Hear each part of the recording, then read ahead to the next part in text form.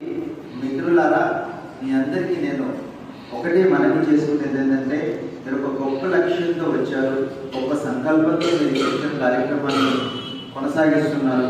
ఈ శిక్షణ కార్యక్రమానికి తుది రూపు రావాలంటే మీ లోపల విడిచిపెట్టాల్సిన ఏంటంటే, ఒకటి భయము, రెండు ఏంటి ఇంకా భయం తర్వాత విడిచిపెట్టాల్సిన ఏంటి చెప్పండి, అనుమానం, డౌట్.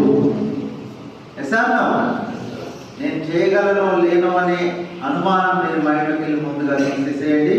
తర్వాత ముఖ్యంగా వచ్చేసి ఏంటంటే, మీ లైఫ్లో అన్నిటికీ మించింది మీ ధైర్యం.